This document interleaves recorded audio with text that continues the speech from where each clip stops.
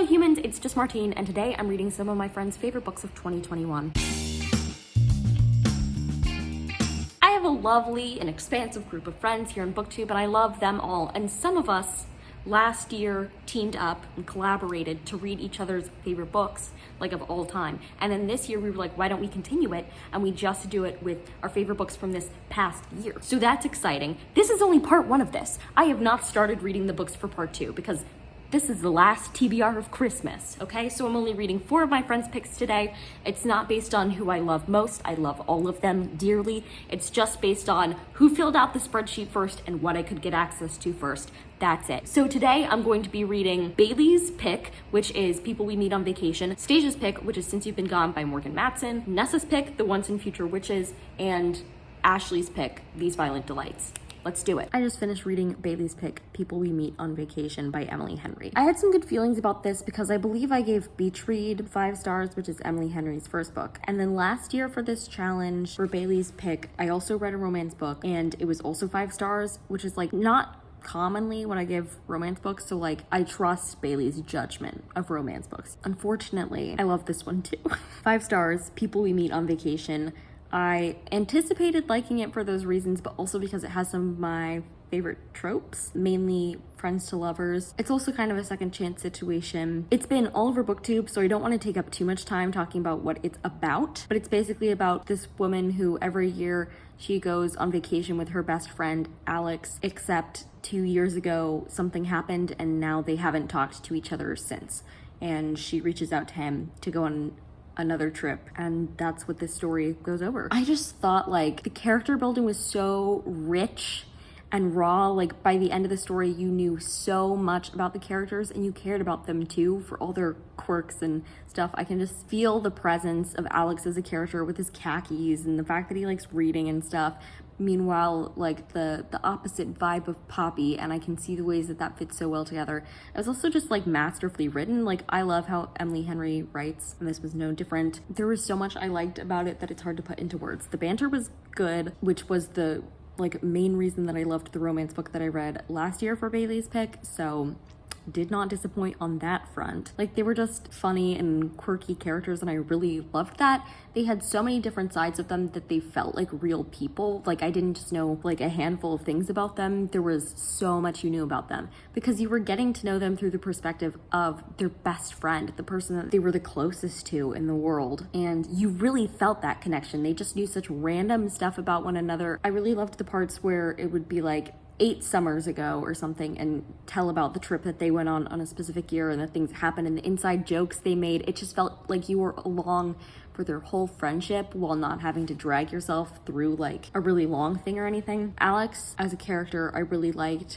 Same with Poppy. This book made me feel a lot of things. I read it all today. That was what I was planning to do because I felt like it would very much be the type of book that I would enjoy reading in like one sitting ostensibly, and I pretty much did that. You know you're having a seriously long reading session when Bookly asks you if you're still reading and you're like, yeah, I am. It always asks that when you've hit like 2 hours on the reading timer, but I was like, I'm definitely still reading. I'm happy about that pick. On to the next one. Okie dokie. So I finished reading Since You've Been Gone by Morgan Matson, and I ended up giving it a 4.5 out of 5 stars. This was a really fun, summery YA book. It didn't reach quite the threshold of me losing my mind over it, or like grinning like a fool, which is typically what I end up giving 5 stars, but it was a really fun time. Definitely a solid Morgan Matson book. I've only read one Morgan Matson book before this one, but I also loved that one. I do appreciate her writing. It very much reminds me of the vibes that I've gotten from like Sarah Dessen in the past, except that Morgan Matson's books are like significantly longer, I would say. So this was a pretty chunky YA and most of hers are. Nevertheless, it was a fun time. There were a couple things that I liked about this in particular. The like mystery type aspect was pretty interesting. In the beginning of this book, the main character's best friend is just kind of gone and we don't know where she went, but we do know that she left a list, like a bucket list for the summer behind for her friend to complete. I also liked the list aspect for sure. I love books like that where the characters learn to go out of their comfort zones and meet new friends along the way and stuff. I did enjoy the friend group that like blossomed here. I'm a sucker for a good friend group. I did care about the romantic interest. That's always good. I don't know that I have much else to say about it though. I had a fun time reading it, and that was for Stasia's pick. So solid. For Nessa's pick, I read The Once and Future Witches by Alex E. Harrow, and I ended up giving it 3.5 out of 5 stars. Here's my thing. This book was way too long. 200 pages too long. The writing was also like, it was pretty writing, but it was slow reading. You know what I mean? Like, I was kind of slogging through it at slower than my normal reading pace, which I always kind of dislike. I thought the magic system in it was pretty interesting in general. Well, like, kind of the magic system reminded me of the reason that I like the magic system in the Simon Snow trilogy by Rainbow Rowell. I think they have their similarities, but also their differences. But in general, the like words thing I liked.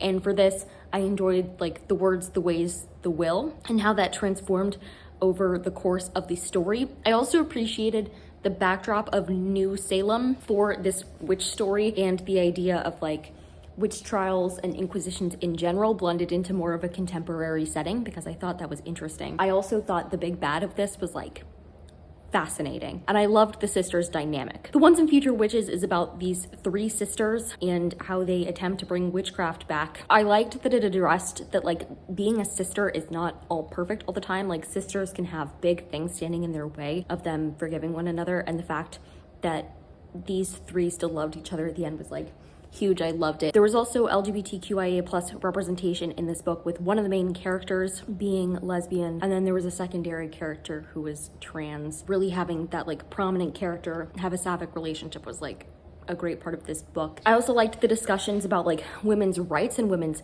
power. It was kind of in a contemporary setting, but also along the backdrop of like suffragists and the female right to vote. And then there was one really strong secondary character who was Black. She brought up again and again the difference between like women's rights and Black women's rights, and why there was like such a divide in the suffragist movement because of race, which I thought was really well done. But it was really slow. It lasted too long. There were some parts that I just felt like were unnecessary.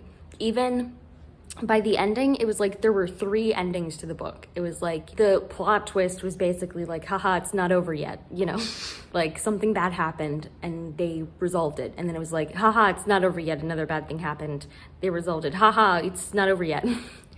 It did that a couple times and I was like, when's it gonna end? But overall, I had a fun time reading it, and it was a nice witchy read.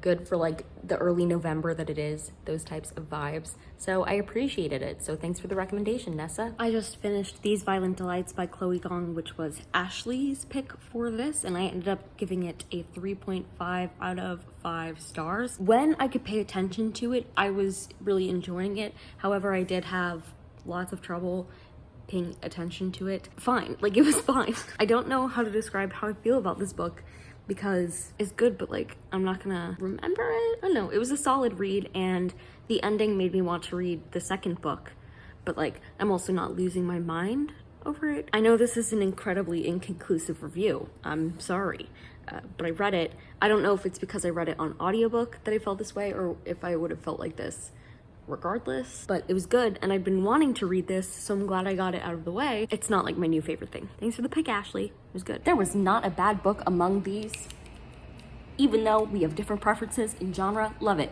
Love my friends. Both The Once and Future Witches and These Violent Delights both got 3.5 stars. Since You've Been Gone got 4.5 stars, and Bailey, as always, the queen of this challenge. She always has a romance book on her list. I always read it. It's always incredible. 5 stars.